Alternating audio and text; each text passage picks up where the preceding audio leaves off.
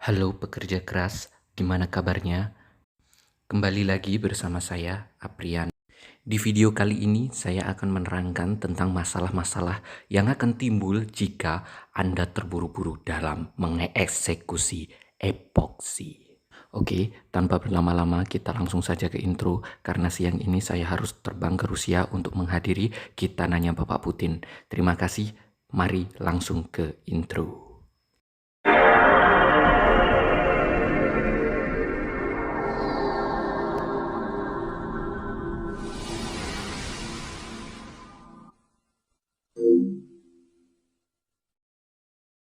Buat kalian yang mengalami beruntusan pada epoksi atau mengalami bintik-bintik dalam epoksi atau kalian mengalami lubang-lubang kecil di dalam epoksi, tenang, kali ini saya akan menunjukkan solusinya. Tapi sebelum itu buat kalian yang masih pakai resolusi 144, silakan naikkan sedikit resolusinya agar kalian mudah untuk memahami dan kalian mudah untuk mengerti.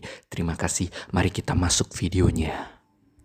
Oke, masalah ini biasanya terjadi karena kita terlalu tebal mengaplikasikan epoksi atau kita salah memilih epoksi. Karena pada dasarnya setiap epoksi memiliki sensitivitas masing-masing. Seperti yang saya alami saat ini, yang mana saya memakai epoksi bermerek glossy, ini bentuknya. Di mana saya ketika mengaplikasikannya terlalu tebal atau terlalu buru-buru dan alhasil epoksinya pun jadi bintik-bintik. Setelah itu, ketika kita mencoba untuk mengamplas bintik-bintik ini dengan tujuan menghilangkannya, malah terjadi lubang-lubang. Gimanakah caranya kita agar bisa menyelesaikan masalah ini? Yang pertama, kita harus membutuhkan yang namanya amplas kasar atau sekitar grid 400, boleh juga grid 600 atau grid 500 atau grid 200, terserah Anda. Yang terpenting adalah grid kasar ini bisa mengikis beruntusan-beruntusan yang ada dalam waktu sekejap. Setelah itu kita membutuhkan amplas halus untuk menghaluskan hasil dari amplasan grid kasar ini. Ataupun buat kalian yang tidak memiliki amplas halus atau grid halus seperti 1000 atau 1500, lebih baik kalian memakai amplas bekas yang mana itu masih sangat berguna untuk kita kaum mendang-mending. Oke, tanpa berlama-lama saya akan memulai untuk proses pengamplasannya. Yang pertama, kita di sini sangat membutuhkan apa yang namanya air, karena air selain sebagai sumber penghidupan juga sangat berguna untuk kita membantu mengamplas agar lebih terasa halus dan cepat.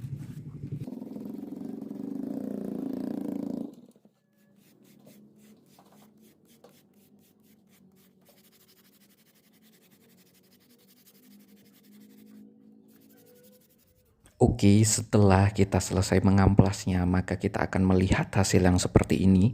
Ya, yang seperti saya bilang dari awal tadi, yaitu bintik-bintik, lubang-lubang kecil seperti pori-pori. Dan ini jika kalian langsung timpa dengan epoksi baru lagi, maka akan terjadi hal yang sama. Karena tanpa sadar kita pasti akan mengaplikasikan epoksi untuk menimpanya secara tebal. Dan ketika kita mengaplikasikan epoksi secara tebal lagi dengan epoksi yang sama sebelumnya, itu akan timbul beruntusan lagi. Dan ketika kita amplas akan timbul lubang-lubang lagi. Ketika kita epoksi lagi akan timbul beruntusan lagi. Yang mana proses itu tidak akan berhenti sampai kita lelah dan capek dan akhirnya membuang media ini. Lalu bagaimana cara penyelesaiannya? Ya, setelah kita amplas halus dan amplas kasar, mari kita masuk untuk aplikasi pengecetan. Pengecetan di sini gunanya adalah untuk melapisi lubang-lubang ini agar mudah tertutup, karena sifat dari cat adalah cair, di mana dia akan masuk ke pori-pori yang mana pori-pori itu akan tertutup. Dan ini adalah lapisan pertama dari proses pengaplikasian cat. Setelah itu kita akan memasuki proses kedua, yaitu kita timpa lebih tebal lagi sampai beler-beler. Itu pun tidak apa-apa karena setelah ini kita akan memasuki pengaplikasian amplas halus untuk masuk ke proses pengaplikasian cat utama, yang mana di proses ini kalian bisa mengaplikasikan cat sesuka hati kalian, warna sesuai keinginan kalian, dan kurang lebih ini hasilnya. Sekedar mengingatkan bagi kalian yang dalam proses pengecetan sampai beler-beler tadi, kalian harus mengulanginya sampai benar-benar pori-pori tertutup. Masalah beler itu tidak apa-apa, nggak usah repot, nggak usah panik, karena itu nanti bisa diamplas dengan amplas halus. Yang terpenting adalah kalian harus memberikan jeda antara pengecetan pertama dan pengecetan kedua, karena itu sangat penting. Jika tidak, itu akan tambah beler.